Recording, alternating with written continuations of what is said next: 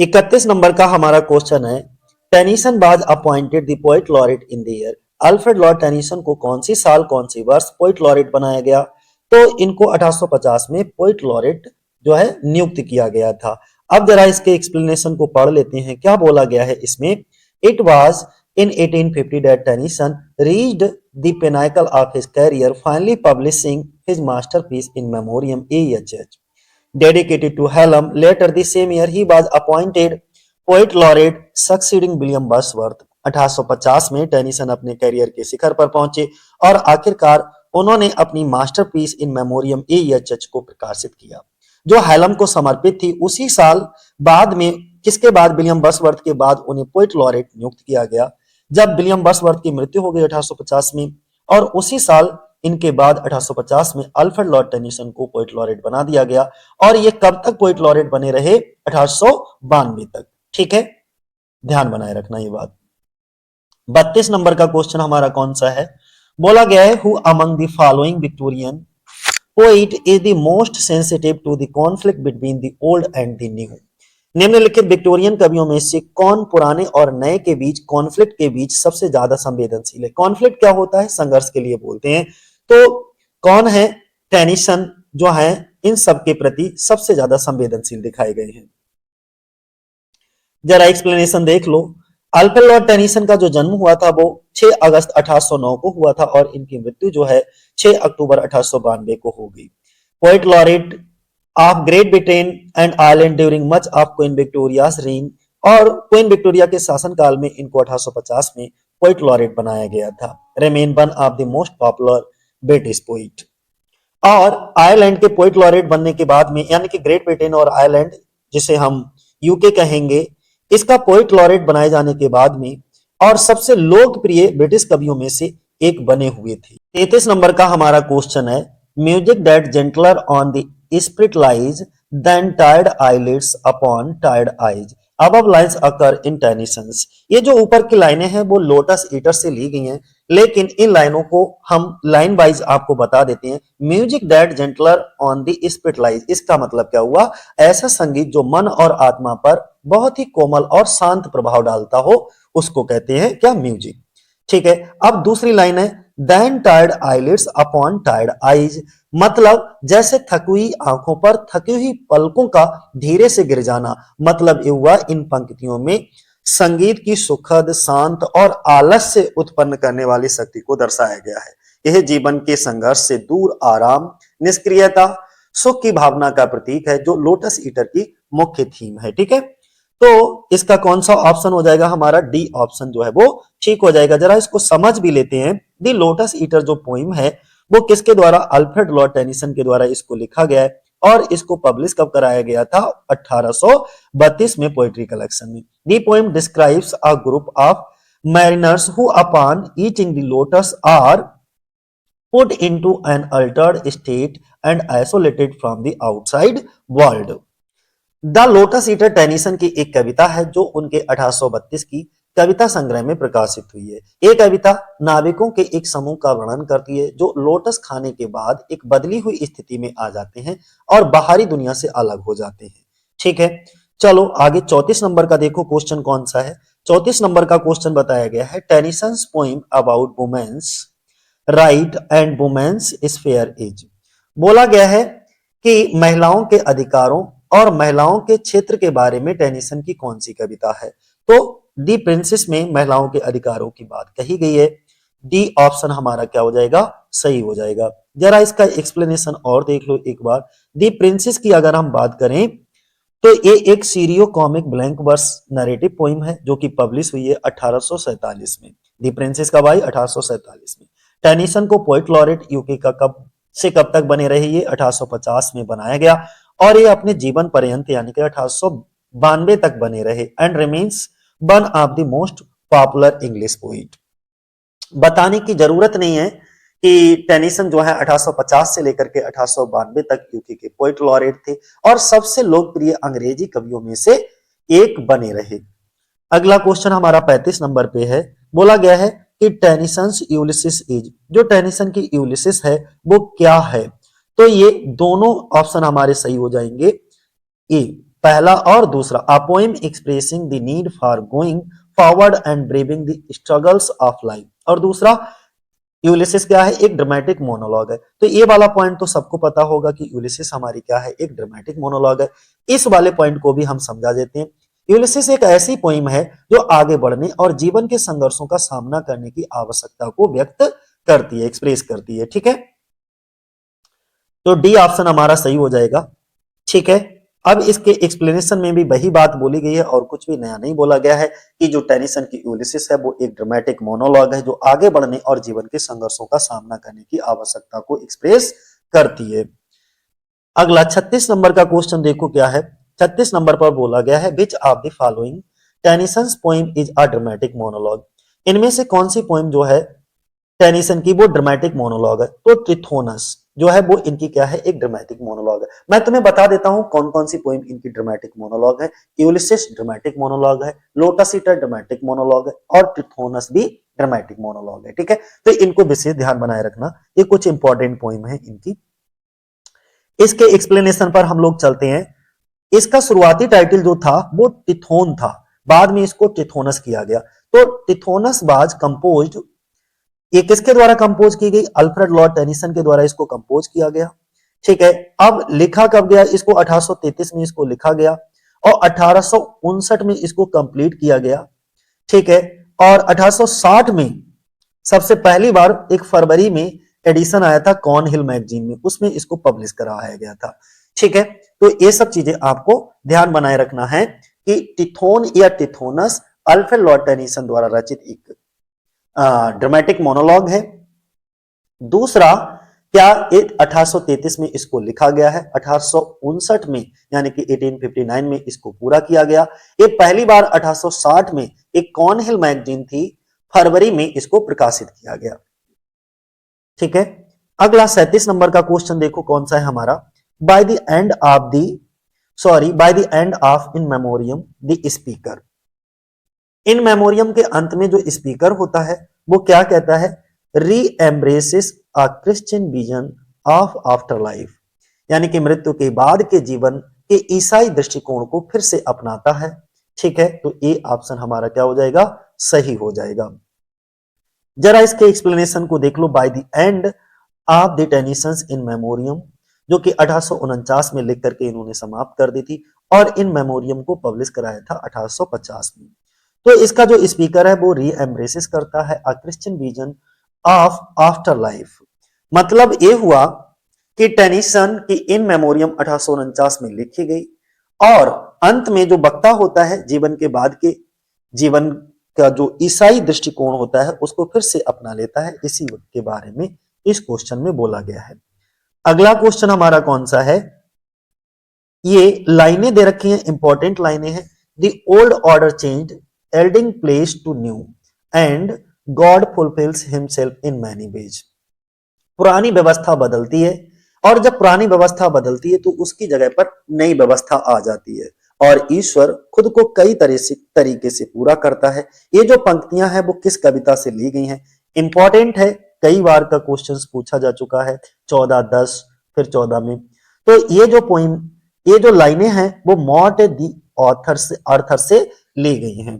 ठीक है, बाद में इसका टाइटल चेंज करके रख दिया गया था द पासिंग ऑफ आर्थर, जिसमें सर बेडीवर दिखाया जाता है जो कि युद्ध में अकेला ही बचता है लास्ट में, है ना, पासिंग ऑफ आर्थर। अगला 39 नंबर पे देखो कौन सा है। 39 नंबर पर बोला गया है a poet laureate said I don't think that since Shakespeare there has such a master of English language as I who is the poet. एक पोएट लॉरेट ने ये कमेंट करा है कि मुझे नहीं लगता कि शेक्सपियर के बाद अंग्रेजी भाषा का ऐसा कोई मास्टर हुआ है जैसा मैं हूं, वह कवि कौन है। तो अल्फ्रेड लॉर्ड टेनिसन है। ठीक है, सी ऑप्शन हमारा क्या हो जाएगा, सही हो जाएगा। इसके एक्सप्लेनेशन में भी वही बात कही गई है कि Alfred Lord Tennyson was the poet laureate who said in a remark to Carlyle I don't think that since Shakespeare there has been such a master of English language as I. Alfred Lord Tennyson एक poet laureate थे, ये तो तुम्हें पता ही है, जिन्होंने Carlisle से एक टिप्पणी में कहा था कि मुझे नहीं लगता कि शेक्सपियर के बाद अंग्रेजी भाषा का ऐसा कोई मास्टर हुआ है जैसा मैं हूं। 40 नंबर का देखो क्वेश्चन कौन सा है, बोला गया है which of these is not a pastoral इलेजी। चार ऑप्शन आपके सामने दे रखे हैं, इनमें से कौन सी पास्टोरल इलेजी नहीं है। तो लैसिडस है, थायरसिस है, एडोनिस है, इन मेमोरियम जो है वो पास्टोरल इलेजी इनकी नहीं है। इन मेमोरियम कैसी है, पर्सनल इलेजी है, जिसको 1850 में अल्फ्रेड लॉर्ड टेनिसन के द्वारा पब्लिश कराया गया था। और ये किसकी मृत्यु से दुखी होकर के लिखी गई, तो अल्फ्रेड लॉर्ड टेनिसन के एक कैम्ब्रिज फ्रेंड थे जिनका नाम था एएच हेलम, आर्थर हेनरी हेलम, जिनकी मृत्यु 1833 में वियना में हो गई थी सेरेब्रल हेमरेज से। सारी चीजें हमने बता दी। 41 नंबर पे देख लो क्या है हमारा, 41 पे है Tennyson's poem is not merely a pastoral elegy but also a deeply philosophical reflection on religion science and immortality. तो ये बात किसमें कहेगी, इन मेमोरियम में कहेगी। ये जरा इसको अच्छे से थोड़ा समझ लीजिए हिंदी में। तो इस पोइम का हिंदी क्या हुआ जरा समझेंगे हम लोग। बोला गया है कि टेनिसन्स पोइम यानी कि टेनिसन की कविता इन मेमोरियम सिर्फ एक पास्टोरल एलेजी नहीं है, बल्कि धर्म, विज्ञान और अमरता पर एक गहरा दार्शनिक चिंतन भी है, ये इसमें बोला गया है। ठीक है, फिलोसफिकल रिफ्लेक्शन दिखाया गया ऑन रिलीजियन, साइंस और इमोर्टेलिटी पर। ठीक है, इतनी चीजें हमको क्लियर हो गई। अगला, तो इन मेमोरियम की बात कर रहा है, सी ऑप्शन हो गया, और वही बात इसमें बोली गई है, तो इसे बताने की जरूरत नहीं। 42 नंबर पे देखो क्या बोला गया है, 42 नंबर पे बोला गया है identify the poem written by Alfred Lord Tennyson which contains the following line to strive to seek to find and not to yield. ये यूलिसिस की लाइनें हैं और मोस्ट इंपॉर्टेंट लाइनें हैं, ध्यान बनाए रखना। इस लाइन में टू स्ट्राइव का अर्थ है निरंतर प्रयास करना, और टू सीक का अर्थ है नए अनुभव और ज्ञान की खोज करना, टू फाइंड का अर्थ है लक्ष्य को प्राप्त करना, और नॉट टू यील्ड का अर्थ है किसी भी परिस्थिति में हार ना मानना। अगर हम इस पूरी पंक्ति का अर्थ जाने तो ये होगा कि अडिग संकल्प हो, साहस हो, कर्मशील जीवन को संदेश देती है। कौन कौन सी चीजें, आपका कभी न टूटने वाला संकल्प, साहस और कर्मशील जीवन को संदेश देती हैं और बताती हैं कि जीवन के अंत तक संघर्ष और आगे बढ़ते रहना ही मनुष्य की सच्ची पहचान होती है। तो ये इन लाइनों का क्या है, मीनिंग है, जो कि मोस्ट इंपॉर्टेंट लाइनें हैं किसकी, यूलिसिस की। तो आपको ध्यान बनाए रखना है इसको। ठीक है, यही बात इसमें बताई गई और कुछ भी नहीं बताया गया। ये बताया गया कि यूलिसिस को कब पब्लिश कराया गया, तो 1842 में इसको पब्लिश कराया गया। अब 43 नंबर का देखो क्वेश्चन कौन सा है। 43 नंबर पर बोला गया है ringing out the old, ringing in the new. ये इन मेमोरियम की लाइन है, टेनिसन द्वारा इसको लिखा गया है। ठीक है, अल्फ्रेड लॉर्ड टेनिसन के द्वारा। चलो अब इसका हिंदी मीनिंग भी हम समझ लेते हैं। इस पंक्ति में कवि पुराने दुख, निराशा और बुराइयों को विदा करने तथा नए आशा भरे, उज्जवल और नैतिक मूल्यों से भरे भविष्य का स्वागत करने का आह्वान करता है। रिंग आउट द ओल्ड का अर्थ है कि पुराने और नकारात्मक विचारों को समाप्त करना, जबकि रिंग इन द न्यू नए आदर्शों, विश्वास और बेहतर जीवन की शुरुआत का प्रतीक है। ये पंक्ति नए वर्ष, परिवर्तन और नैतिक पुनर्जागरण का सशक्त संदेश जो है इन लाइनों में दिया गया है, और ये लाइनें इन मेमोरियम की हैं, टेनिसन के द्वारा इसको लिखा गया। 44 नंबर का हमारा क्वेश्चन है the name of Alfred Tennyson famous elegy is. Alfred Lord Tennyson की फेमस एलेजी का नाम बताना है। तो इनकी फेमस एलेजी का नाम था इन मेमोरियम। क्या नाम था दोस्तों, इन मेमोरियम। अब जरा हम इन मेमोरियम को पढ़ लेते हैं। क्या बोला गया है कि इन मेमोरियम डेडिकेटेड, ये जो इन मेमोरियम एलेजी है वो डेडिकेट की गई है AHH। अब ये AHH क्या है, आर्थर हेनरी हेलम इनका पूरा नाम है। ठीक है, is a poem by British poet, और ये जो पोइम है वो British poet Alfred Lord Tennyson के द्वारा इसको लिखा गया है, और लिख करके कंप्लीट कब किया, 1849 में। इट इज अ रिक्यूम, यानी कि ये रिक्यूम करती है, श्रद्धांजलि देती है for the poet's beloved Cambridge friend Arthur Henry Hallam. बोला गया है ये कवि के प्यारे कैम्ब्रिज दोस्त जिनका नाम था आर्थर हेनरी हेलम, इनके लिए एक शोक गीत है, जिनकी मृत्यु जो है 1833 में वियना में हो गई थी। हु डाइड, देखो आगे लिखा है, who died suddenly of a cerebral haemorrhage in Vienna in 1833, यानी कि जिनकी 1833 में वियना में सेरेब्रल हेमरेज से अचानक मृत्यु हो गई थी। 45 नंबर का देखो क्वेश्चन कौन सा है। 45 नंबर पर बोला गया है कि Tennyson's friend Arthur Henry Hallam died at. जो टेनिसन के दोस्त थे जिनका नाम आर्थर हेनरी हेलम था, इनकी मृत्यु कहां हुई, तो वियना में हुई थी। अब जरा इसके एक्सप्लेनेशन पर चलते हैं हम लोग। टेनिसन के दोस्त जिनका नाम था अर्थर हेनरी हेलम, जिनकी मृत्यु कहां हो गई? वियना में हो गई। The medical report on the death certificate listed,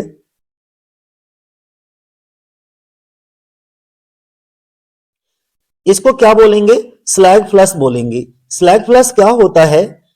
ये एक अचानक से आया हुआ स्ट्रोक होता है। Blood vessel near the head suddenly burst, he died at the age of 22। बोला ये गया टेनिसन के दोस्त आर्थर हेनरी हेलम की मृत्यु बीना में हुई थी। मृत्यु प्रमाण पत्र जो दिया गया था मेडिकल रिपोर्ट में, इसमें स्लग फ्लश लिखा था, यानी स्ट्रोक आया था। सिर के पास एक रक्त वाहिका अचानक फट गई थी। उनकी मृत्यु जो है वो 22 साल की उम्र में हुई थी। अगला 46 नंबर का देखो क्वेश्चन कौन सा है। बोला गया the number of paragraphs in Tennyson's In Memoriam. जो इन मेमोरियम है इसमें टोटल पैराग्राफ कितने हैं? तो 131 पैराग्राफ है। अगर इसके जो है प्रोलॉग और इपिलॉग को भी मिला दिया जाए तो 133 हो जाएंगे। वैसे कितने हैं? 131। डी ऑप्शन हमारा क्या हो जाएगा? सही हो जाएगा। एक बार इसको फिर से पढ़ लो, वही चीजें बार बार रिपीट हो रही हैं। ठीक है, एक्सप्लेनेशन में टेनिसन की इन मेमोरियम में टोटल पैराग्राफ कितने हैं? 131 हैं। एक कविता जो है कवि के एक प्यारे कैम्ब्रिज दोस्त थे जिनका नाम था आर्थर हेनरी हेलम, उनके लिए एक एलेजी है, जिनकी मृत्यु 1833 में वियना में सेरेब्रल हेमरेज से अचानक मृत्यु हो गई। वो सब सही। 47 नंबर का क्वेश्चन देखो क्या कहा गया है। 47 नंबर के क्वेश्चन में बोला गया है there's not to make reply, there's not to reason why, there's but to do और डाई। ये जो लाइनें हैं वो टेनिसन की कौन सी पोएम से ली गई? ये तो क्वेश्चन है, लेकिन इसका आंसर देने से पहले मैं जरा आपको समझा देता हूं लाइन बाय लाइन इसका मीनिंग क्या है। There's not to make reply, सैनिकों का काम सवाल पूछना या जवाब देना नहीं है। देयर्स नॉट टू रीजन भाई, उन्हें आदेश के कारणों पर तर्क वितर्क करने की अनुमति नहीं है। देयर्स बट टू डू और डाई, उनका कर्तव्य केवल पालन, आदेश का पालन करना है, चाहे उसके लिए प्राण ही क्यों ना देने पड़े। इन पंक्तियों में सैनिकों का अनुशासन, कर्तव्य निष्ठा और बलिदान को स्पष्ट रूप से दिखाया गया है। और ये जो पंक्तियां हैं वो कौन सी पोएम से ली गई हैं? टेनिसन की the Charge of the Light Brigade से ली गई हैं, यानी कि डी ऑप्शन हमारा क्या हो जाएगा? सही हो जाएगा दोस्तों। अब हम इसके एक्सप्लेनेशन को पढ़ लेते हैं, जरा अच्छे से समझ लेते हैं कि इसमें क्या कहा गया है। The above lines have been taken from Alfred Lord Tennyson poem The Charge of the Light Brigade. It is an 1854 narrative poem about the charge of the Light Brigade at the Battle of Balaclava during the Crimean War. He was the poet laureate of the United Kingdom at the time he wrote the poem. It was published in the Examiner in 1854। क्या कहा गया है कि ऊपर की दी हुई पंक्तियां जो हैं वो अल्फ्रेड लॉर्ड टेनिसन की कविता the Charge of the Light Brigade से ली गई हैं। ये 1854 की एक जो है कथात्मक कविता है, नरेटिव पोइम है, जो क्रीमियन युद्ध के दौरान बालक्लेवा की लड़ाई में लाइट ब्रिगेड के हमले के बारे में है। जब उन्होंने ये कविता लिखी थी तब वे यूनाइटेड किंगडम के पोइट लॉरेट थे। यह कविता 1854 में द एग्जामिनर में प्रकाशित हुई। तो ये जरूर ध्यान रखना, ये कविता कौन सी पत्रिका में प्रकाशित हुई थी 1854 में? तो द एग्जामिनर में। 48 नंबर का देखो क्वेश्चन कौन सा है। बोला गया है which poem of Tennyson was favourite, यानी कि अल्फ्रेड लॉर्ड टेनिसन की कौन सी पोएम जो है वो फेवरेट होती है? तो mod poem Alfred Lord Tennyson की बहुत ज्यादा फेवरेट होती है। हम जरा इसके एक्सप्लेनेशन को पढ़ लेते हैं क्या दिया गया है इसमें। तो पता लग गया होगा टेनिसन की पसंदीदा पोएम कौन सी है? मॉड है। मॉड को 1855 की में पब्लिश कराया गया था और एक प्रेमी की कहानी है जो उदासी से परमानंद और फिर गुस्से से हत्या और उसके बाद पागलपन और ठीक होने से गुजरता है। ये टेनिसन की सबसे ज्यादा पसंदीदा जो है वो पोइम है। बातें समझ में आ गई कि एक स्टोरी ऑफ अ लवर दिखाई जाती है who passes from morbidity to ecstasy. Morbidity to ecstasy क्या होता है? मॉर्बिडिटी उदासी के लिए कहते हैं और एक्टेसी क्या होता है? हमारी परमानंद के लिए कहते हैं। फिर then to anger and murder, इसके बाद गुस्से और हत्या, और उसके बाद पागलपन और ठीक होने से गुजरता है। यानी कि इंसैनिटी का मतलब होता है पागलपन और रिकवरी का मतलब होता है ठीक होना। बातें क्लियर हो गई।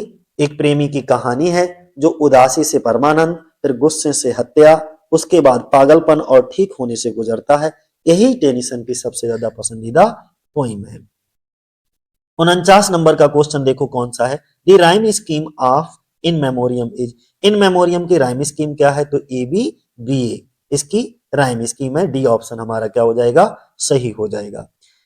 ठीक है, इन मेमोरियम जो है रिटेन इन क्वाड्रेन, एक क्वाड्रेन फॉर्म में लिखी गई है, इसमें आइम्बिक टेट्रामीटर का यूज हुआ है, या octosyllabic line with the rhyme scheme A B B A. 50 number का क्वेश्चन देख लो क्या है, Tennyson succeeded home as a poet laureate of England. बोला गया है कि टेनिसन इंग्लैंड के पोइट लॉरेट के रूप में किसके उत्तराधिकारी बने, तो विलियम बर्ड्सवर्थ के बाद, बी ऑप्शन हमारा सही हो जाएगा। जब विलियम बर्ड्सवर्थ की मृत्यु हो गई उसके बाद अल्फ्रेड लॉर्ड टेनिसन को 1850 में इंग्लैंड का पोइट लॉरेट बनाया गया। 51 नंबर का देखो कौन सा क्वेश्चन है, which poem of Tennyson contains the following line, कुछ लाइनें दे रखी हैं और टेनिसन की किस कविता में निम्नलिखित पंक्तियां वो आई हैं, यानी कि ये जो लाइनें हैं वो कौन सी कविता से ली गई आपको ये बताना है। कौन सी लाइनें, yet all experience is an arch where through gleams that untravelled world whose margin fades forever and forever when I move. ये लाइनें पहले भी आ चुकी हैं, रिपीट हो चुकी हैं, यूलिसिस की ये लाइनें हैं दोस्त। लाइन बाय लाइन इसका मीनिंग समझ लीजिए क्या है, yet all experience is an arch wherethrough. देखो इस लाइन का मीनिंग क्या हुआ, कवि कहता है कि जीवन के सभी अनुभव एक मेहराब आर्क की तरह हैं जिसके आर पार आगे की दुनिया दिखाई देती है। दूसरे नंबर पे gleams that untravelled world whose margin fade. अब दूसरी लाइन कहती है हमारी, उस मेहराब उस आर्क के पार एक अजनबी और अभी तक ना दिखाई देने वाली दुनिया, जो हल्की सी झलक दिखाई देती है उस दुनिया की जिसकी कुछ सीमाएं स्पष्ट नहीं है। और तीसरी लाइन है, for ever and for ever when I move. इस पंक्ति में एक ही बात कहते हैं कि जैसे जैसे मनुष्य आगे बढ़ता है वह अनजानी दुनिया उससे दूर होती जाती है, ज्ञान और अनुभव की खोज कभी भी समाप्त नहीं होती। अर्थात यहां पर सारी लाइनों का अगर हम कंक्लूजन निकालें तो एक ही बात है, यूलिसिस जो है वो ज्ञान को प्राप्त करने के लिए निरंतर आगे बढ़ने वाले स्वभाव को व्यक्त करता है। ठीक है, तो बी पॉइंट हमारा हो जाएगा, यूलिसिस के द्वारा इसको बोला गया है। अब इसका एक्सप्लेनेशन आप पढ़ लीजिए, क्या कहा गया है, टेनिसन की poem Ulysses contains these lines, in these lines Ulysses justified a desire to keep traveling and living a life of adventure. He compares his life to an ark and describes the untraveled world as a place that gleams at him through a dead ark. मतलब क्या हुआ जरा समझ लो इसको। Alfred Lord Tennyson की कविता Ulysses में ये पंक्तियां हैं, इन पंक्तियों में यूलिसिस यात्रा करते रहने और रोमांच भरी जिंदगी जीने की अपनी इच्छा को सही ठहराता है। वह अपने जीवन की तुलना एक मेहराब से करता है, यानी कि आर्क टाइप का होता है उससे करता है, और अनदेखी दुनिया को एक ऐसी जगह बताता है जो उस मेहराब से उसे चमकती हुई दिखती है। ठीक है, 52 नंबर का क्वेश्चन देखो क्या कहा गया है। बोला गया है Sir Bedivere figures in the poem. ये जो सर बेडीवर नाम का कैरेक्टर वो कौन सी पोइम में दिखाया जाता है, मॉर्टे दी अर्थर, बाद में इसका नाम पासिंग ऑफ अर्थर हो गया था। ठीक है, उसका है। तो सर बेडीवर जो फिगर है वो मॉर्टे दी अर्थर में है और इसको किसने लिखा है, अल्फ्रेड लॉर्ड टेनिसन के द्वारा लिखा गया है। ठीक है, the town mentioned in the poem, एक टाउन में mention the poem lady of सैलोट बाय टेनिसन, तो कैमलॉट जगह का नाम है ये कैमलॉट। ठीक है, टेनिसन की कविता लेडी ऑफ सैलोट में किस शहर का जिक्र है, तो कैमलॉट शहर का जिक्र है। जरा इसका एक्सप्लेनेशन देख लो क्या कहा गया है। लेडी ऑफ सैलोट is a Victorian ballad which is written by Tennyson. The Lady of Shalott lives in an island castle in a river which flows to Camelot, but the locals know little about her. Lady of सैलोट एक Victorian ballad है जिसे Tennyson ने लिखा है। Lady of सैलोट एक नदी में एक दीप महल में रहती है जो कैमलॉट की ओर बहती है, लेकिन स्थानीय लोग उसके बारे में ज्यादा नहीं जानते। 54 नंबर का क्वेश्चन देखो कौन सा है। बोला गया the question of women's right and her spear had been agitating the minds of men for a long time. Tennyson expressed his views on it. महिलाओं के अधिकारों और उनके दायरों यानी कि क्षेत्रों का सवाल लंबे समय से लोगों के मन में हलचल मचा रहा था। टेनिसन ने इस पर अपने विचार कौन सी पोइम में व्यक्त किए, तो दी प्रिंसेस में। अब इसको जरा समझ लो, दी प्रिंसेस अ मेडली इसका पूरा नाम है, 1847 में ये पब्लिश हुई है।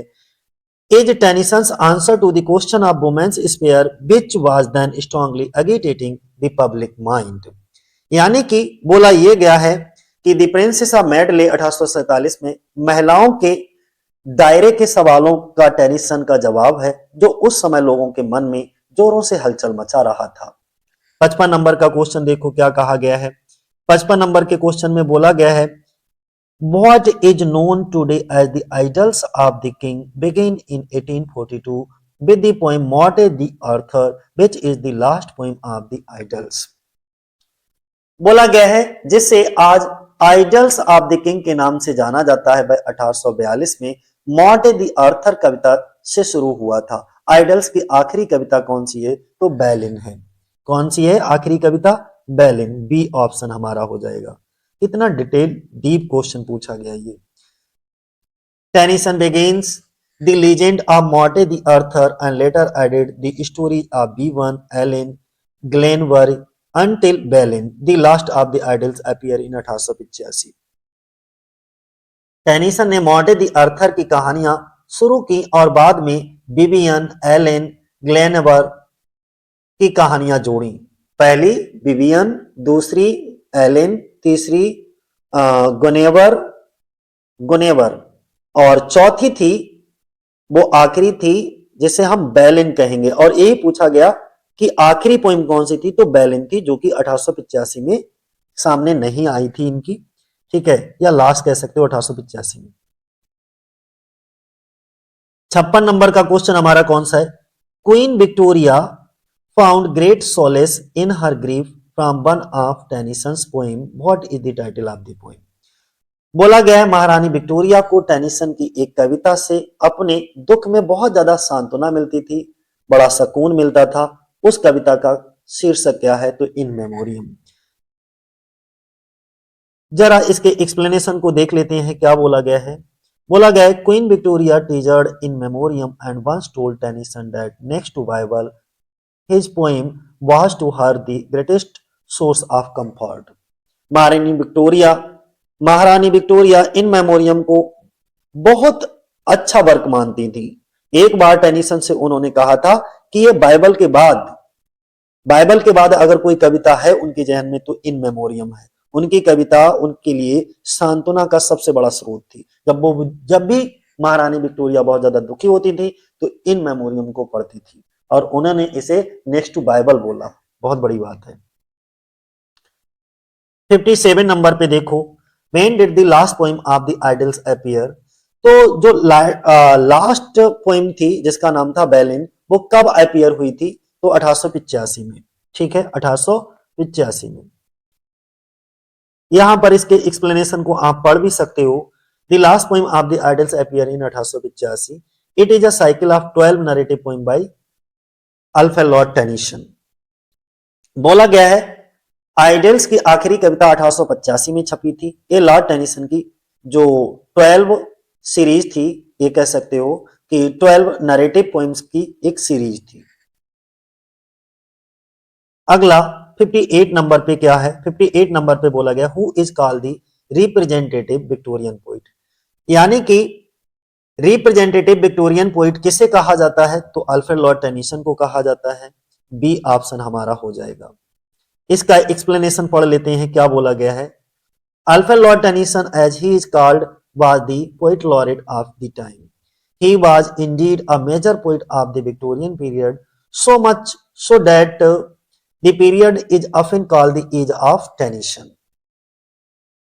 बोला गया अल्फ्रेड लॉर्ड टेनिसन जैसा कि उन्हें कहा जाता है उस समय के पोएट लॉरेट थे। वह वास्तव में विक्टोरियन काल के एक प्रमुख कवि थे। इतना कि इस काल को हम ज्यादातर, इतना इनका प्रभाव था इस एज में कि इस एज को टेनिसन एज कहा जाने लगा, ठीक है, द एज ऑफ टेनिसन कहा जाने लगा। अगला 59 नंबर पे देखो कौन सा है। 59 नंबर पे कुछ लाइनें कोट की गई हैं। Let knowledge grow from more to more, but more of reverence in us dwell, in which poem of Tennyson do we find the above quoted line। तो ये लाइनें कहां से इन मेमोरियम की हैं मैं बता देता हूं। चलो इनका हिंदी देख लेते हैं क्या है। Let knowledge grow from more to more, यानी कि ज्ञान को और अधिक बढ़ने दो। मतलब क्या हुआ, कभी ये विश करता है कि मनुष्य का ज्ञान लगातार बढ़ते रहे, उसके ज्ञान में हमेशा इजाफा होता रहे और वह नई नई बातों को सीखता रहे। दूसरी लाइन में कह रहा है but more of reverence in us dwell, लेकिन साथ ही हमारे भीतर विनम्रता, श्रद्धा और आदर की भावना और अधिक बनी रहे। अर्थात इन पंक्तियों में कवि ये संदेश देता है कि ज्ञान के साथ साथ विनम्रता, श्रद्धा भी आवश्यक है, क्योंकि केवल ज्ञान के बिना नैतिकता के मनुष्य को श्रेष्ठ नहीं है।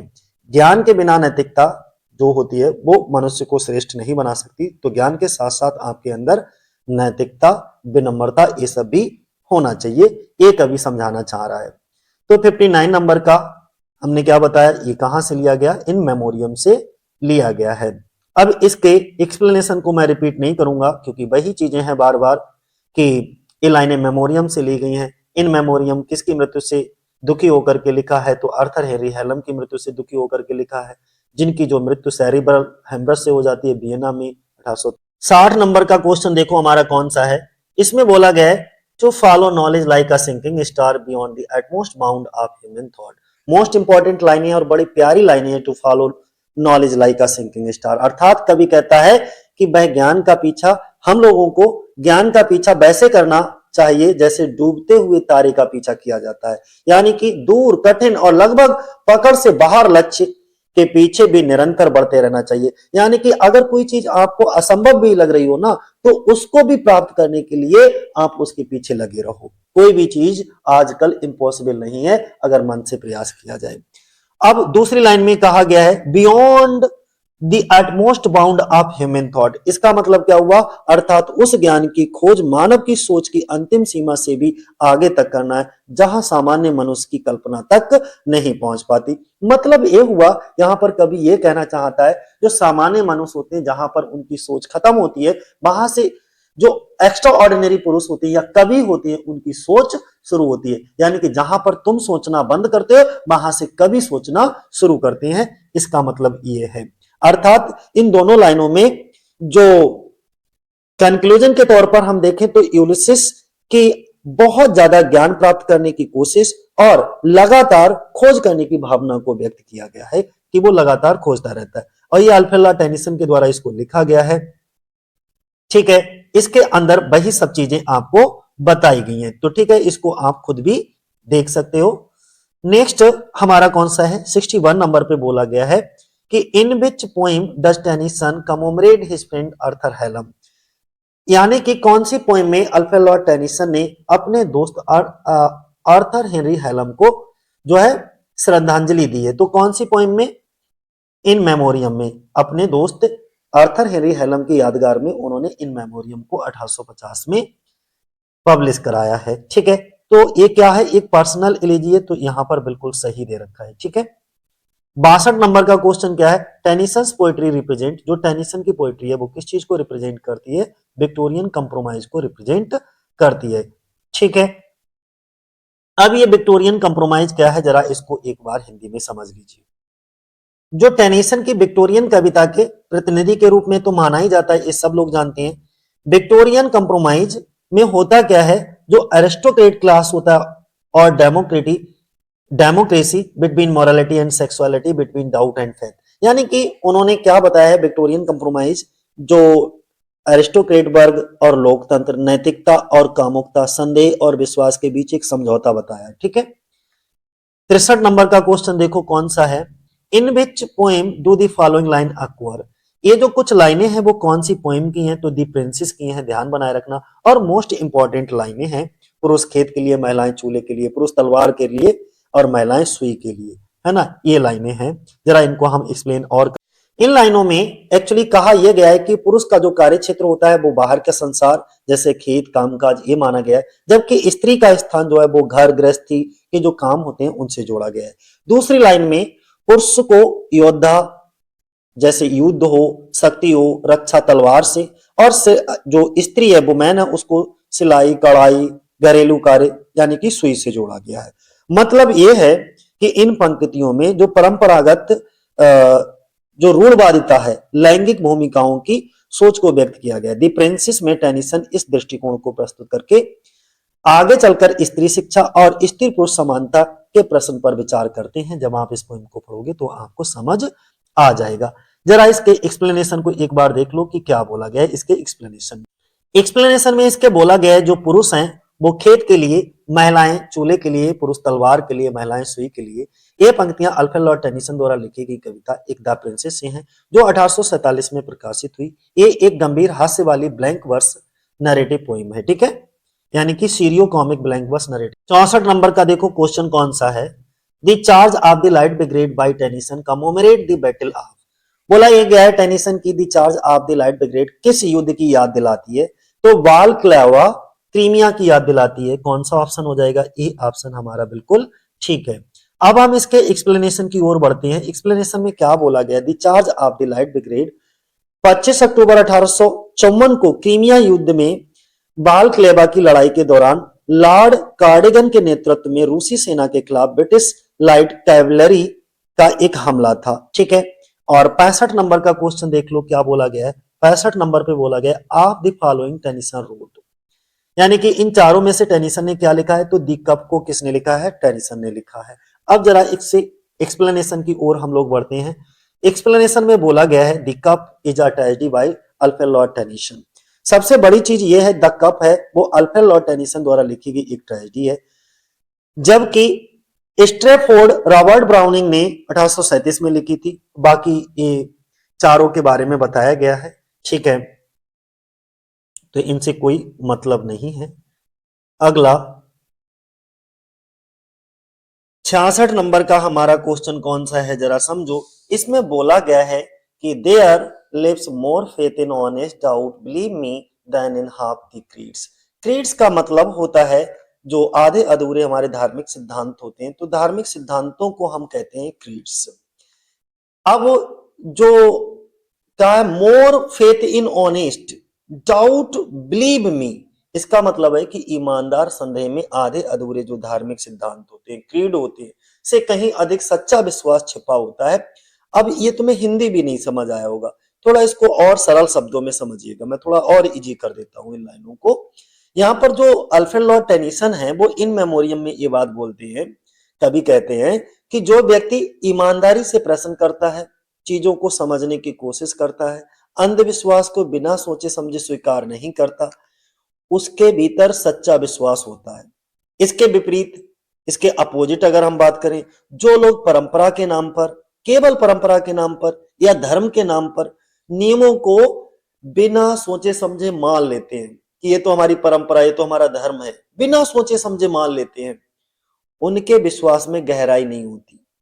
मुख्य भाव यह है कि संदेह बुरा नहीं है, ईमानदार संदेह सत्य की खोज का मार्ग है। अंधविश्वास से बेहतर है सोच समझकर विश्वास करना। विश्वास करो लेकिन अंधविश्वास कभी मत करो। इसीलिए अल्फ्रेड लॉर्ड टेनिसन कहते हैं कि सच्चा विश्वास प्रश्न करने से जन्म लेता है, ना कि बिना सोचे समझे माने गए धर्म सिद्धांतों से। कोई भी धर्म सिद्धांत बनाया गया हो, अगर आपको उसमें कुछ भी गलत लगता है तो क्वेश्चनिंग करिए, ठीक है, वही सच्चा विश्वास है आपका। चलो, तो अब मुझे लग रहा है अच्छे से समझ आ गया होगा कि कहां से ली गया है, इन मेमोरियम से लिया गया है, ठीक है।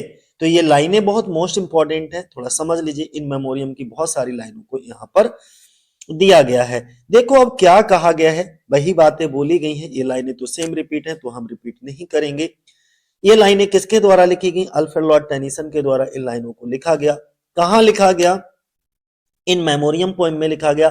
और इन मेमोरियम पोएम जो है वो लिख करके कब कंप्लीट हुई, 1849 में, और इसको पब्लिश कराया गया था 1850 में। क्लियर हो गया। 67 नंबर का क्वेश्चन है, जरा इसको समझो। बोला गया है कि In Memoriam is an expression of sorrow of Tennyson at the death of. In Memoriam जो पोएम है वो टेनिसन ने किसकी मृत्यु पर, उनके दुख की अभिव्यक्ति है, तो किसकी मृत्यु पर, आर्थर हेनरी हेलम। इसको सरल भाषा में समझो कि अल्फ्रेड लॉर्ड टेनिसन के एक मित्र थे, कैम्ब्रिज फ्रेंड थे, जिनका नाम था आर्थर हेनरी हेलम। उनकी मृत्यु मात्र 22 साल की उम्र में हो जाती है वियना में 1833 में। तो इनकी मृत्यु से दुखी होकर के इन्होंने एक पोएम की रचना की, जिसका नाम, एक इलेजी की रचना की जिसका नाम था इन मेमोरियम, और इसको लिखने में लगभग 17 सालें लग गई थी। 34 से प्रोबेबली इन्होंने लिखना शुरू करा और 49 में लिख करके समाप्त किया और 50 में इसको पब्लिश करा दिया गया। तो उसी की बात हो रही है कि किसकी मृत्यु से दुखी होकर के इन मेमोरियम को लिखा गया, तो आर्थर हेनरी हेलम। अब जो चीजें हमने बताई हैं वही सारी चीजें आपको यहां पर क्या है एक्सप्लेनेशन में दी गई हैं कि टेनिसन की इन मेमोरियम का फुल टाइटल है इन मेमोरियम AHH। उनके मित्र आर्थर हेलम की स्मृति में लिखा गया, जो ट्रिनिटी कॉलेज कैम्ब्रिज के उनके साथी कवि और छात्र थे, जब उनकी मात्र 22 साल की उम्र में एक स्ट्रोक से सेरेब्रल हेमरेज से उनकी क्या हो गई, मृत्यु हो गई। एक और हमारा एलेजिक लिरिक है 68 नंबर पे, देखो क्या लिखा गया है। Break break break was written on the death of. ये जो ब्रेक ब्रेक ब्रेक है वो किसकी मृत्यु पर लिखी गई, तो किसकी मृत्यु पर लिखी गई, आर्थर हेनरी हेलम की मृत्यु पर लिखी गई। इनकी मृत्यु पर इन मेमोरियम को भी लिखा जा चुका है, ठीक है। और दोनों ही पोएम को, ब्रेक ब्रेक और इन मेमोरियम, दोनों ही पोएम को किसने लिखा है, अल्फ्रेड लॉर्ड टेनिसन ने लिखा है। थोड़ा सा हम समझ लेते हैं ब्रेक ब्रेक की कहानी क्या है। Break break break is a poem by Alfred Lord Tennyson. ये अल्फ्रेड लॉर्ड टेनिसन के द्वारा लिखी गई ये कविता, जो 1834 से की शुरुआत में लिखी गई लगभग, और 1842 में इसको पब्लिश कराया गया। यह कविता एक शोक गीत है। अच्छा, एक चीज और ध्यान बनाए रखना, ये कविता इलेजी वाले गुण तो हैं लेकिन कंप्लीट इलेजी ये नहीं है, ये ध्यान बनाए रखना। ये इलेजिक लिरिक कह सकते हो इसको, क्योंकि हमने पढ़ा है जब एसके अरोरा को पढ़ा था तो वहां पर ब्रेक ब्रेक को लिरिक बताया गया है। फिर हमने और डिटेल किया तो उसमें हमें समझ में आया कि इलेजी वाले गुण तो हैं लेकिन ये पूर्ण इलेजी नहीं है, तो ये इलेजिक लिरिक कहा जा सकता है, ठीक है। लेकिन अगर ऑप्शन में कहीं पर भी लिरिक दिया हो तो आप लिरिक को ही टिक करेंगे, एलेजिक लिरिक दिया हो तो इलेजिक लिरिक को टिक, और लिरिक और इलेजी दोनों दे रखा हो तो भी आपको लिरिक पे ही जाना है। That describes Tennyson's feeling of loss after Arthur Hallam dies. His feeling of isolation while at Mablethorpe, Lincolnshire. अब जरा समझ करके देखो क्या कहा गया है। यह कविता एक शोक गीत है जो आर्थर हेनरी हेलम की मृत्यु के बाद टेनिसन को जो हानि हुई, यानी कि उनकी जो भावनाएं हैं उनकी आहत हुई, उन्हें दुख हुआ, और मैबलथॉर्पे लिंकनशायर में उनका जो सेपरेशन हो गया, आइसोलेशन हो गया, उसकी वजह से उनकी भावनाओं का वर्णन करती है। 69 नंबर पे क्या बोला गया है, बोला गया है कि इन हुज मेमोरी बाज इन मेमोरियम रिटन, और ये कितनी बार पूछा गया है। ये जो इन मेमोरियम है वो किसकी याद में लिखा गया है, तो वो भी आर्थर हेनरी हेलम की याद में ही उसको लिखा गया है। और इसको मैं बार बार पढ़ूंगा नहीं, बस थोड़ा सा तेजी से रिवीजन के लिए आपको समझा देता हूं, क्योंकि कई बार ये क्वेश्चन मैं वीडियो में बता चुका हूं। अल्फ्रेड टेनिसन की इन मेमोरियम 1849 में लिखी गई। इनके एक कवि के बहुत प्यारे दोस्त थे, बहुत अच्छे कैम्ब्रिज दोस्त कह सकते हो, आर्थर हेनरी हेलम के लिए ये शोक गीत लिखा गया है, ये एलिजी लिखी गई है, उन्हीं की मृत्यु से दुखी होकर के लिखा गया है, जिनकी मृत्यु 1833 में वियना में सेरेब्रल हेमरेज से अचानक मृत्यु हो गई थी। और इसका मूल शीर्षक जरूर ध्यान रखना, ठीक है, ओरिजिनल टाइटल इसका क्या था, the way of the soul है, ठीक है। जब शुरुआत में इसको लिखा गया था तब इस पोएम का नाम रखा गया था the way of the soul, लेकिन बाद में इसको चेंज करके क्या कर दिया गया, इन मेमोरियम कर दिया। तो इन मेमोरियम का ओरिजिनल टाइटल आपसे पूछा जा सकता है, तो the way of the soul. 70 नंबर का क्वेश्चन देखो कौन सा है। 70 नंबर पर बोला गया है कि which of the following historic event does Tennyson's poem the Charge of the Light Brigade describes. Tennyson की कविता the Charge of the Light Brigade निम्नलिखित में से किस ऐतिहासिक घटना का वर्णन करती है, तो क्रीमियन वार का ये वर्णन करती है। डी ऑप्शन हमारा क्या हो जाएगा, सही हो जाएगा, क्रीमियन वार, ठीक है।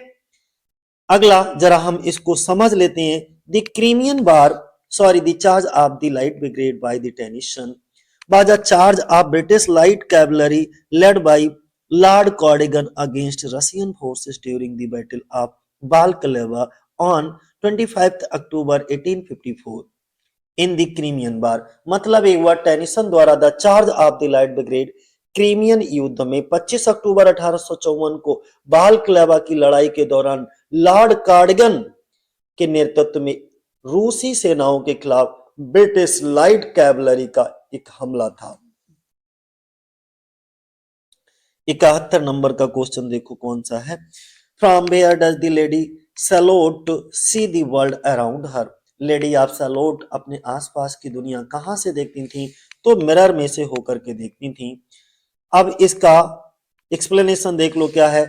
द लेडी ऑफ सैलोट अंग्रेजी कवि जो थे टेनिसन, उनके द्वारा लिखा गया एक लिरिकल बैलड है। अगला, द लेडी ऑफ सैलोट की अगर हम बात करें तो वे अपने आसपास की दुनिया को एक दर्पण में देखती हैं, इसीलिए हमारा ऑप्शन कौन सा सही हो जाएगा? बी। बी ही है ना, ठीक। 72 नंबर का क्वेश्चन देखो, बड़ा प्यारा सा है 72 नंबर का क्वेश्चन। बोला गया निम्नलिखित पंक्तियां किसने लिखी? पंक्तियां कौन सी हैं? मैन में come, men may go, but I go on for ever. बहुत इंपॉर्टेंट लाइनें हैं दी ब्रूक की, ठीक है।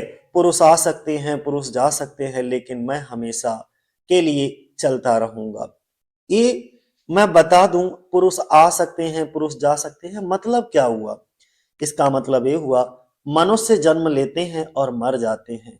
मानव का जो जीवन है वो क्षण भंगुर है, पीढ़ियां आती जाती रहेंगी, लेकिन मैं हमेशा के लिए चलता रहूंगा। यहां पर जो है आई का जो प्रयोग हुआ है, आई गो फॉर एवर, तो आई शब्द जो यूज हुआ है वो नदी के लिए यूज हुआ है, और नदी कौन सी है? दी ब्रूक, ठीक है, क्योंकि ये लाइनें भी दी ब्रूक से ही ली गई हैं, तो इसलिए ध्यान बनाए रखना आई गो ऑन फॉर एवर। ये जो नदियां हैं, ये जो नदी बह रही है, आई मैंने क्या बताया? ब्रूक नदी के लिए यूज हुआ है, तो जो ब्रूक नदी है वो हमेशा हमेशा के लिए बहती रहेगी। लोग आते रहेंगे, लोग जाते रहेंगे, लोग मरते रहेंगे, जन्म लेते रहेंगे, लेकिन ये जो नदी है वो हमेशा हमेशा रहेगी, ठीक है। लेकिन मैं हमेशा के लिए, यानी कि जो नदी है वो हमेशा ऐसी ही बहती रहेगी, यहां पर मैंने बता दिया। नदी का कहना है कि मानव जो है वो अस्तित्वहीन है, लेकिन जो प्रकृति है वो हमेशा सतत बनी रहती है। नदी का प्रवाह कभी नहीं रुकता, वह हमेशा बहती रहती है, ठीक है। अब इसमें जो थीम की बात आती है वो यही आती है कि जो मानव जीवन है वो नाश्वर है, इसे नष्ट होना ही है, लेकिन प्रकृति शाश्वत है, सतत है। मनुष्य स्वभावता रहते हैं, पर प्रकृति का चक्र सदैव चलता रहता है। यहाँ पर प्रकृति से, यहाँ पर जो कवि है ना अल्फ्रेड लॉर्ड टेनिसन, बड़ी अच्छी बात कहते हैं कि मनुष्य की वास्तुकला और प्रकृति की भूमिकाओं का सुंदर विरोधाभास प्रस्तुत कर देते हैं सीधे सीधे इन पंक्तियों में। मैन मैन में कम and men may go, but I go on for ever. क्या बात है यार, अल्फ्रेड लॉर्ड टेनिसन की ये लाइनें हैं, ठीक है। और दी ब्रूक पोइम से ये ली गई हैं, तो जरा देख लो कहां से मैंने क्या बताया। इसको, इन लाइनों को किसने लिखा है? अल्फ्रेड लॉर्ड टेनिसन ने। और कौन सी पोइम में ये लाइनें हैं? दी ब्रूक में है। दी ब्रूक कब पब्लिश हुई है? 1886 में ये पब्लिश हुई है। 73 नंबर का क्वेश्चन देखो हमारा कौन सा है। Tennyson won a chancellor's gold medal at Cambridge in his poem. जो टेनिसन ने अपनी कविता पर कैम्ब्रिज में चांसलर गोल्ड मेडल जीता था, तो वो कौन सी पोइम के लिए जीता था? तो इनकी पोइम थी टिम्बकटू, यानी कि सी ऑप्शन हमारा हो जाएगा टिम्बकटू। अब जरा इसको आप देख सकते हो कि टेनिसन ने अपनी कविता टिम्बकटू पर कैम्ब्रिज में चांसलर पदक जो है वो। 74 नंबर का हमारा देखो क्वेश्चन कौन सा है। इसमें बोला गया है Ursula in the Rainbow fantasies about romantic literature and imagine she is a maid waiting to be rescued as in Idylls of the King. तो इसमें यह बोला गया है द रेनबो में उर्सुला रोमांटिक साहित्य के बारे में कल्पना करती है और सोचती है कि वह एक नौकरानी है जिसे बचाया जाना है, जैसा कि अल्फ्रेड लॉर्ड टेनिसन की आइडल्स ऑफ द किंग में, ठीक है। तो यही बात यहाँ पे क्या भरा जाएगा? फिल इन दी ब्लैंक्स में पहले समझ लो टेनिसन भरा जाएगा, जैसे टेनिसन की एक पोइम थी आइडल्स ऑफ द किंग, उसमें। अब इसमें आखिर ऐसी बात, ये तुलना क्यों की गई उर्सुला द रेनबो की उर्सुला और आइडल्स ऑफ द किंग की किंग में टेनिसन? तो देखो ऐसा इसलिए बोला गया है, जरा समझो। द रेनबो में उर्सुला रोमांटिक साहित्य के बारे में कल्पना करती है और सोचती है कि वह एक नौकरानी है जिसे बचाया जाना है, जैसा कि टेनिसन के आइडल्स ऑफ द किंग में ऐसा ही है, सेम ऐसा ही होता है आइडल्स ऑफ द किंग में, जैसा कि रेनबो में उर्सुला के द्वारा किया जाता है। ठीक है, उर्सुला ब्रैगबेन डीएच लॉरेंस की, जो उर्सुला है वो ब्रैगबेन ब्रैंगबेन डीएच लॉरेंस के उपन्यास द रेनबो, तो डीएच लॉरेंस का एक उपन्यास है द रेनबो 1915 में आया था, इसका एक मुख्य पात्र है। तो आप ध्यान रखना डीएच लॉरेंस का लिखा गया उपन्यास द रेनबो की कैरेक्टर है उर्सुला, और उससे तुलना की गई है किसकी, आइडल्स ऑफ टेनिसन के आइडल्स ऑफ द किंग की। ठीक है, द रेनबो में उर्सुला एक स्कूल टीचर है। ठीक है, 75 नंबर का क्वेश्चन हमारा कौन सा है जरा समझो। बोला गया है who among the following has written the Lotus Eater, Lotus Eaters को किसने लिखा है, अल्फ्रेड लॉर्ड टेनिसन के द्वारा इसको लिखा गया है। जरा समझ लो लोटस ईटर्स के बारे में क्या है। हमने बताया कि the lotus eaters Alfred Lord Tennyson की एक पोइम है। यह पोइम उनके प्यारे दोस्त आर्थर हैलम की स्पेन यात्रा से प्रेरित थी। ठीक है, यह जो पोइम थी उनके प्यारे दोस्त आर्थर हैलम के साथ स्पेन की यात्रा से प्रेरित थी। ठीक है, तो ये तो नया पॉइंट मिल गया आपको। ये जो पोइम थी Lotus Eaters was inspired by his trip to Spain with his beloved friend Arthur Hallam.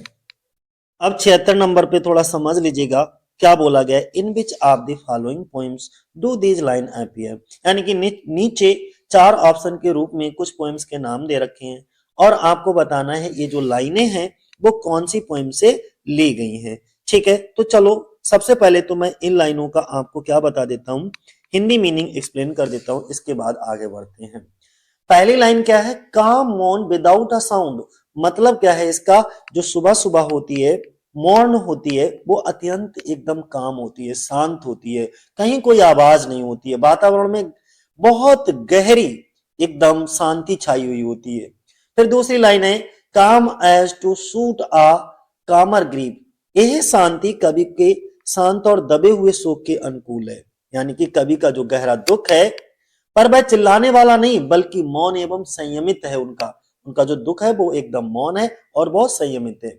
अगली लाइन है and only through the faded leave, और सूखे या मुरझाए हुए पत्तों के बीच में से हलचल का एक हल्का सा संकेत मिलता है। द चेस्टनट, चेस्टनट क्या होता है, शाहबलूत के पत्ते को कहते हैं। Chestnut pattering to the ground, के पत्ते या फल धीरे धीरे जमीन पर गिर रहे हैं। ये हल्की सी आवाज उस मौन वातावरण को तोड़ती है, यानी कि प्रकृति का शांत दृश्य कवि के भीतर शोक को प्रतिबिंबित करता है, यानी कि बाहरी जो निस्तब्धता है वो आंतरिक दुख के बराबर है, शोर नहीं बल्कि मौन में व्यक्त शोक है। और इन पंक्तियों में कवि ने प्रकृति और मानवीय भावनाओं की समानता यानी कि पैथेटिक फैलेसी का सुंदर उपयोग किया है। ठीक है, ये जब लाइनें आप पढ़ोगे इन मेमोरियम की हैं ये भी लाइनें, बी ऑप्शन हमारा सही हो जाएगा। तो इन मेमोरियम से बहुत लाइनें पूछी गई। ठीक है, ध्यान बनाए रखना, इन मेमोरियम है, ब्रेक ब्रेक है, दी ब्रूक है, तो इनसे खूब लाइनें पूछी जा रही हैं। अब इसमें क्या बोला गया है, ये जो पोइम है इन मेमोरियम अल्फ्रेड लॉर्ड टेनिसन द्वारा लिखी गई है और किसकी मृत्यु से दुखी होकर के इस कविता को लिखा था, तो उनके एक बॉजम फ्रेंड थे, घनिष्ठ मित्र थे, जिनका नाम था H Hallam, Arthur Henry Hallam. ठीक है, उनके लिए लिखा गया था। 77 नंबर का क्वेश्चन जरा देख लो क्या कहा गया है। बोला गया है कि the name of Ulysses son, Ulysses के बेटे का आपको नाम बताना है, तो क्या होता है, टेलीमेकस होता है, सी ऑप्शन हो जाएगा। अब जरा यहां पर इसके एक्सप्लेनेशन को समझ लो क्या बोला गया है। यूलिसिस के बेटे का नाम टेलीमेकस है। टेलीमेकस ग्रीक जो पौराणिक कथाओं में एक ग्रीक नायक होता है ओडिसियस और उनकी पत्नी होती है पेनोलप का बेटा है। मतलब यह है son of Greek hero Odysseus and his wife Penelope. ठीक है, the name of Ulysses son Telemachus, और आपको कुछ मैथोलॉजी में son of Greek hero Odysseus की एक वाइफ होती है पेनोलप। ठीक है, और इस पोइम में अच्छा एक चीज और है, यूलिसिस में यूलिसिस के बेटे का नाम तो टेलीमेकस है, लेकिन यूलिसिस की पत्नी कौन दिखाई जाती है? टेलीमेक, वो पेनेलोप। ठीक, ये भी ध्यान बनाए रखना। 78 नंबर का क्वेश्चन हमारा कौन सा है? इसमें बोला गया है for what does Tennyson use the extended metaphor for crossing the bar in his poem by the same title. Tennyson ने अपनी किस कविता के नाम में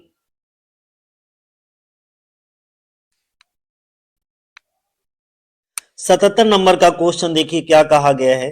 the name of Ulysses son, Ulysses के बेटे का क्या नाम दिखाया जाता है? तो टेलीमेकस दिखाया जाता है। ध्यान बनाए रखना, टेलीमेकस कौन होता है? यूलिसिस का बेटा होता है। ग्रीक मैथोलॉजी में son of Greek hero Odysseus and his wife Penelope. और यहाँ पर यूलिसिस की वाइफ का नाम क्या दिखाया जाता है? पेनेलोप दिखाया जाता है यूलिसिस पोएम में। अगला हम क्या बात करेंगे 78 नंबर पे, देखो क्या बोला गया, for what does Tennyson use the extended metaphor of crossing the bar in his poem by the same title. Tennyson ने अपनी किस कविता में क्रॉसिंग द बार में एक्सटेंडेड मेटाफर का प्रयोग किया है? तो देखो बी ऑप्शन हमारा क्या हो जाएगा? सही हो जाएगा। Travelling serenely from through the death, मतलब क्या हुआ इसका? जीवन से मृत्यु तक शांति से यात्रा करना। ट्रैवलिंग यात्रा करना, सेरेनली शांति से, फ्रॉम लाइफ थ्रू डेथ जीवन से मृत्यु तक। तो जीवन से मृत्यु तक शांति से यात्रा करो भाई। ठीक है, क्रॉसिंग दी बार में। अब जरा इसके बारे में थोड़ा सा डिटेल कर दिया है और कुछ नहीं करा है। क्या बोला है? जीवन से मृत्यु तक शांति से यात्रा करना टेनिसन द्वारा अपनी कविता क्रॉसिंग दी बार में इस्तेमाल किया गया विस्तार यानी कि एक्सटेंडेड मेटाफर है। क्रॉसिंग दी बार 1889 में आई है, ध्यान बनाए रखना। कब आई है ये? 1889 में आई है क्रॉसिंग दी बार। इसके बाद हम बात करते हैं, it is considered Tennyson wrote it in इलेजी। ऐसा माना जाता है कि टेनिसन ने इसे इलेजी के रूप में लिखा है। कविता में अंतिम होने का भाव है और कथावाचक मृत्यु की तुलना जीवन की नदी से के बीच रीत के टेले को पार करने से करता है, जिसमें उसका बहता हुआ बाढ़। इसे और थोड़ा सा खूब डिटेल करा है यहां पर, देखो इसमें क्या है? दो चीजें, मृत्यु की तुलना जीवन की नदी के बीच रेत के टीले को पार करने से करता है, उसमें उसका बहता हुआ बाढ़ और उसको पार करने की स्थिति यानी कि मृत्यु, जिसे हम महासागर, असीम गहराई जिसमें हम लौटते हैं। माना जाता है कि टेनिसन की यह कविता समुद्र में रहते हुए आइल ऑफ वाइट पर एल्डवर्थ के फेरिंग फोर्ट तक सोलेंट को पार करते समय लिखी थी। 79 नंबर का क्वेश्चन देखो क्या है, बोला गया है 79 लॉर्ड टेनिसन की कौन सी यानी कि in which narrative poem by Lord Tennyson present the story of a fisherman turned merchant sailor who after a shipwreck is marooned on a desert island। Lord Tennyson की कौन सी कथात्मक कविता एक मछुआरे से व्यापारी नाविक बनने व्यक्ति की कहानी प्रस्तुत करती है, जो चाह टूटने के बाद एक रेगिस्तानी द्वीप पर फंस गया। तो एनक ऑर्डन होता है, जिसमें एनक जो है वो रेगिस्तानी द्वीप पर ही फंस जाता है और जब वो वापस आता है तो उसकी पत्नी जो है शादी कर चुकी होती है। तो इसकी बड़ी एनक ऑर्डन पे हमने आपको बेहतरीन थोड़ा क्लियर करके बताया है, आप उस वीडियो को जरूर देखिएगा। जो एनक ऑर्डन है वो अल्फ्रेड लॉर्ड टेनिसन के द्वारा लिखी गई पोइम है, जिसको 1864 में पब्लिश कराया गया था। ये एक नरेटिव पोइम है। कविता में जो हीरो दिखाया जाता है वो एनक ऑर्डन दिखाया जाता है। वो पुराने जो उसका ओल्ड कैप्टन होता है उसके प्रस्ताव पर व्यापारी नाविक बन जाता है, जहां वह दो साथियों के साथ एक रेगिस्तानी द्वीप पर होता है। दोनों अंततः मर जाते हैं, अंत में ये दोनों मर जाते हैं, ध्यान बनाए रखना। जिसमें ऑर्डन वहां अकेला रह जाता है, उसके जो दो साथी होते हैं वो उस द्वीप पर मर जाते हैं। ठीक है, तो जब द्वीप पर ये एनक ऑर्डन अकेला रह जाता है, वहां पर और कोई रहता नहीं, तो ये घर वापस आ जाता है। इस कविता में टेनिसन एक मछुआरे की कहानी बताते हैं, जो बाद में व्यापारी नाविक बन जाता है और जहाज टूटने के बाद वह रेगिस्तानी जहाज रेगिस्तानी द्वीप पर फंस जाता है। 80 नंबर का क्वेश्चन देखो क्या है। टेनिसन की the crossing the bar, Whitman की डेथ कैरोल, किपलिंग की एनवॉय जैसी कविताओं में आपको मौत के प्रति कैसा नजरिया मिलेगा? आपको बताना है एटीट्यूड टुवर्ड डेथ। ठीक है, तो कैसा आशावादी नजरिया मिलेगा कौन सी पोइम पोइम में? जैसे टेनिसन की क्रॉसिंग द बार है, इसमें भी आशावादी नजरिया देखने को मिलता है। बॉड बिटमैन की डेथ कैरोल है, किपलिंग की एनबॉय। तो इनमें आपको ये तीनों कविताएं जो अब आप पढ़ोगे, चारों कविताएं, तो मौत के प्रति जो नजरिया देखने को मिलेगा वो एकदम आशावादी मिलेगा, मतलब होप वाला। बी ऑप्शन हो जाएगा हमारा। ठीक है, क्योंकि ये तीनों कविताएं आशावादी थी और इनमें विचार भी शामिल थे इसलिए। और मुझे लग रहा है आखिरी क्वेश्चन, नहीं 82 है टोटल, तो 81 पे देख लो। 81 पे क्या बोला गया है? Which two poems in the following list are examples of dramatic monologue? नीचे दी गई सूची में कौन सी दो कविताएं ड्रामेटिक मोनोलॉग के उदाहरण हैं? तो कौन सी दो? एक तो आपको स्पष्ट तरीके से दिख रही होगी, अल्फ्रेड लॉर्ड टेनिसन तो है ही है ड्रामेटिक मोनोलॉग। अब आपको कैथरीन फ्रिप्स की अ मैरिड स्टेट भी, अ मैरिड स्टेट, नहीं ये नहीं है, कैरोल एंड डफी की मेडुसा है, कैरोल एंड डफी की मेडुसा, ये ड्रामेटिक मोनोलॉग है। तो ए और सी, ए और सी वाला ऑप्शन का 1 और 3 ठीक है, ये ड्रामेटिक मोनोलॉग है। और आज की वीडियो का आखिरी क्वेश्चन बोला गया है, who is the author of the poem the Defence of Lucknow dealing with the siege of Lucknow, one of the terrible incident of the Indian Mutiny? कहा यह गया है कि इंडियन म्यूटिनी का मतलब होता है विद्रोह। भारतीय विद्रोह की भयानक घटनाओं में से एक घटना है, वो कौन सी है? डिफेंस ऑफ लखनऊ, है ना, the Defence of Lucknow, Lucknow की घेराबंदी से संबंधित एक कविता थी, द डिफेंस ऑफ लखनऊ। उसके लेखक पूछे गए तो अल्फ्रेड लॉर्ड टेनिसन। कौन है? Alfred Lord Tennyson. अब इसका एक्सप्लेनेशन जरा समझ लो, क्या कहा गया है। तो अल्फ्रेड लॉर्ड टेनिसन ने इसको लिखा था, डिफेंस ऑफ लखनऊ को, वो कब लिखा था? 1897 में। ओहो, 1857 में, 1857 में। भारतीय विद्रोह की भयानक घटनाओं में से एक है लखनऊ की घेराबंदी, जिसे हम कहेंगे। ठीक है, ये लखनऊ की घेराबंदी से संबंधित कविता थी। द डिफेंस ऑफ लखनऊ के लेखक जो है वो अल्फ्रेड लॉर्ड टेनिसन है। चलो आज के लिए इतना ही। जय हिंद, जय भारत साथी।